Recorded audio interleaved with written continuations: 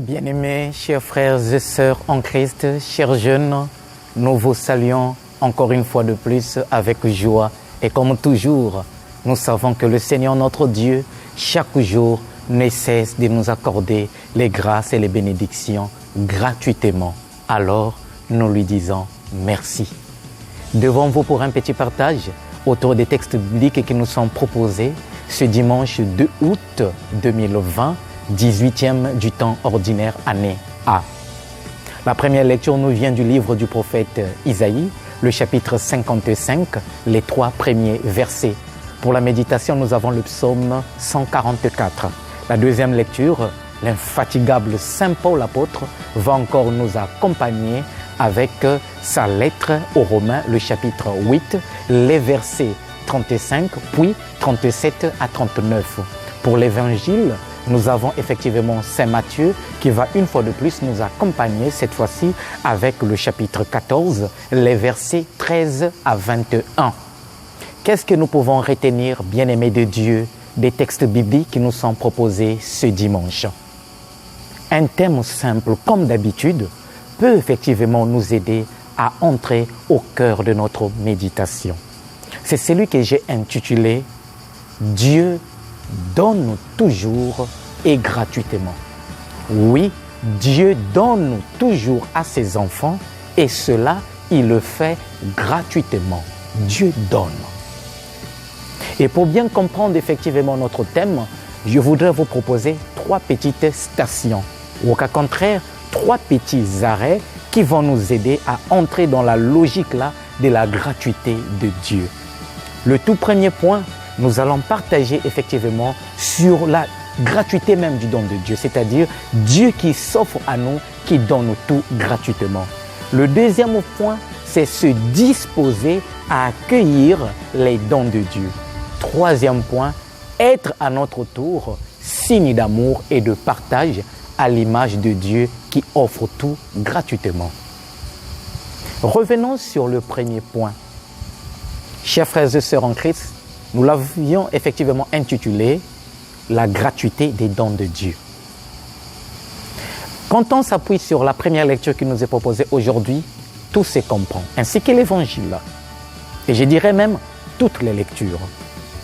D'ailleurs, si vous regardez, si vous avez bien regardé, ou si vous prenez effectivement votre Bible, vous essayez de relire, n'est-ce pas, cette première lecture qui nous vient du prophète Isaïe, le chapitre 55, vous allez constater que les paroles sont évidemment très étonnantes. Isaïe dit, il parle, c'est le Seigneur qui parle à travers évidemment ce prophète.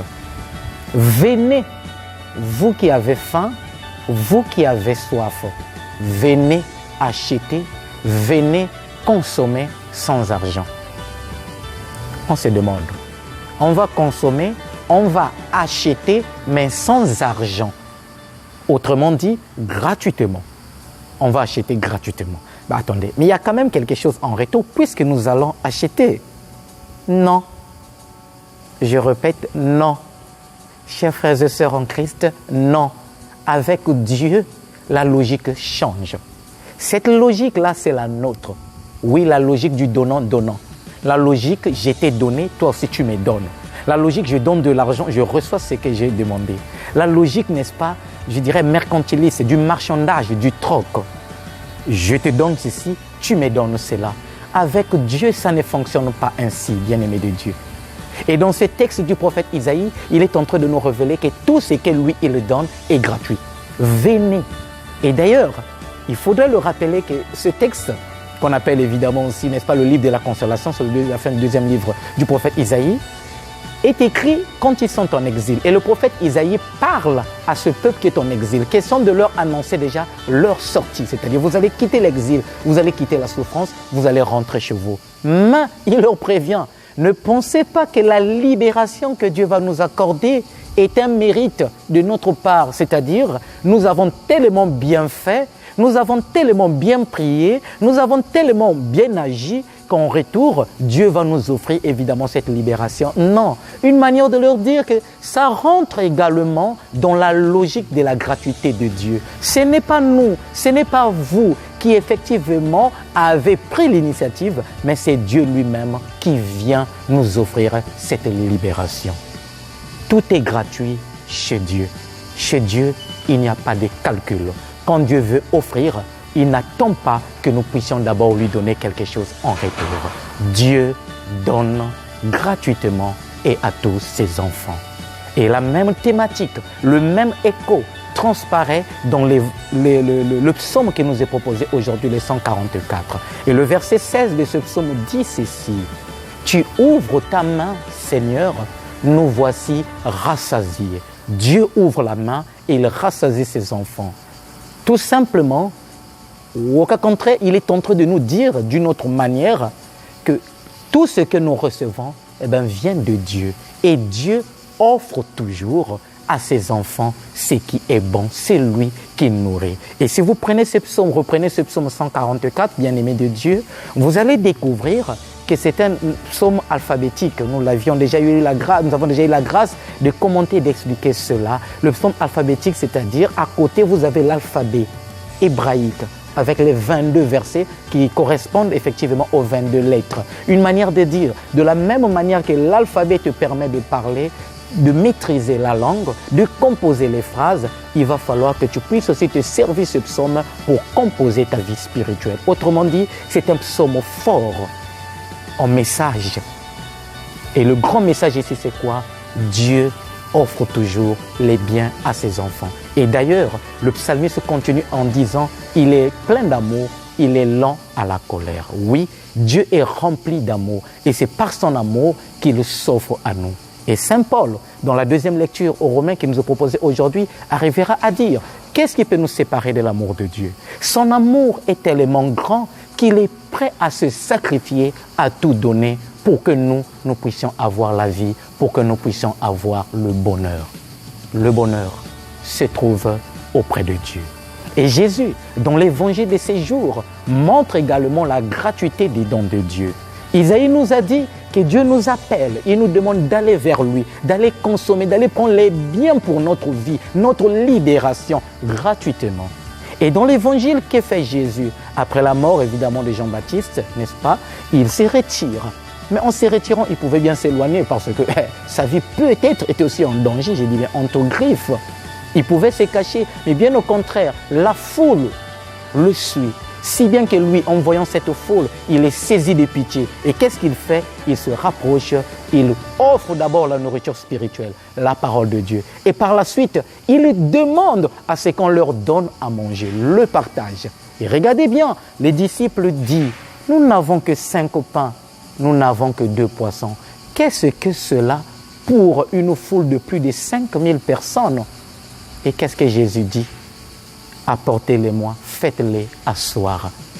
Dieu s'est servi de cela pour pouvoir donner la gratuité, gratuitement.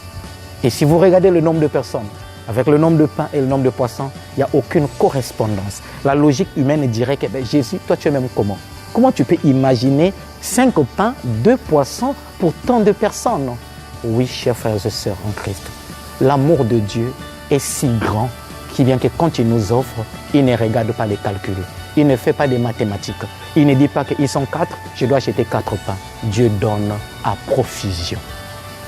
Le deuxième point pour notre méditation, c'est ce que nous avons intitulé effectivement se disposer à accueillir la grâce de Dieu. Oui, regardons bien et de près.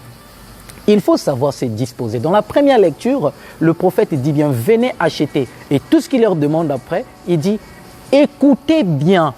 Autrement dit, vous écoutez. Et si vous écoutez, vous vivrez, dit la première lecture. Autrement dit, la condition qui est posée ici, c'est tout simplement se laisser, n'est-ce pas, envahir, je dirais même, laisser évidemment être pris par la parole de Dieu. Écouter. Et nous savons bien que le verbe écouter et obéir ont la même racine.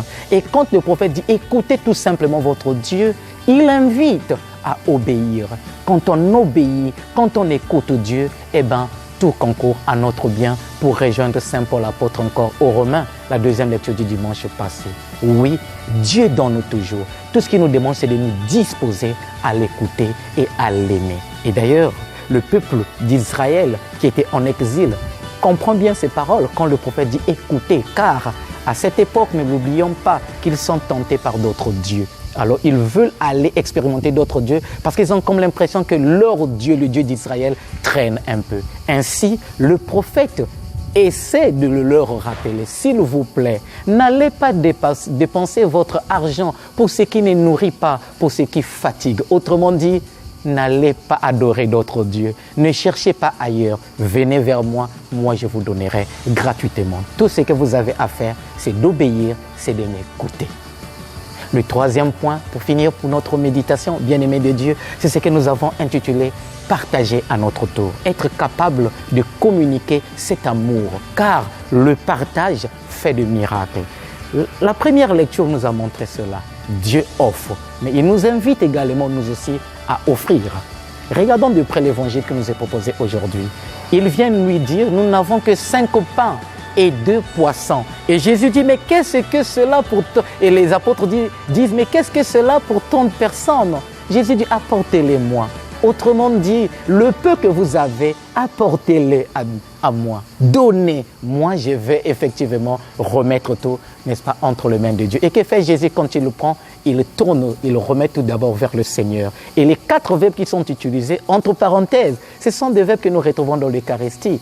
Prendre, bénir, rompre et donner. 4 verbes eucharistiques. Une manière de nous dire déjà qu'à travers ce geste de la multiplication de pain, c'est Jésus déjà qui s'offre lui-même. La vraie nourriture, la nourriture qui n'a pas de faim, la nourriture pour laquelle on peut se dépenser sans être fatigué, c'est vraiment notre Dieu. Et quand on cherche Dieu, lui-même fait concourir, n'est-ce pas, tout, n'est-ce pas, à notre bien, ou pour notre bien, pour notre bonheur. Oui, partager. Partager et offrir. Ces textes peuvent évidemment aussi nous faire penser au prophète Élisée. Vous vous rappelez, devant le peuple affamé, ils avaient évidemment, on peut dire, 20 pains d'orge qui étaient destinés au prophète. Mais il dit, prenez cela, donnez au peuple. Le prophète, effectivement, rentre dans la logique du partage. Et son serviteur qui dit, attends d'abord, tu ne vois pas le nombre de personnes, on n'a que 20 pains et tu penses que ça va suffire. Et qu'est-ce que le prophète Élisée lui a dit? Donne et ils vont manger. Ainsi parle le Seigneur, bien-aimé de Dieu, la gratuité et la confiance.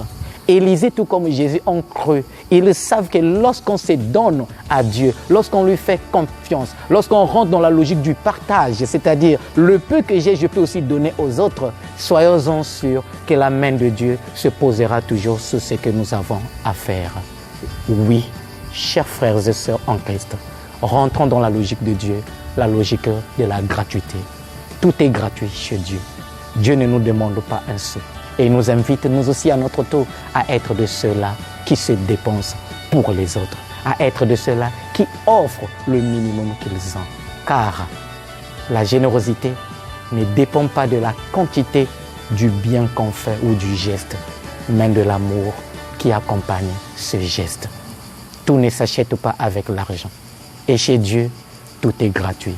Apprenons-nous aussi à vivre dans la gratuité et à offrir le peu que nous avons. Avec notre peu, nous pouvons faire des prouesses. Que Dieu vous bénisse, que Dieu vous garde, que Dieu vous protège. Bon dimanche à tous.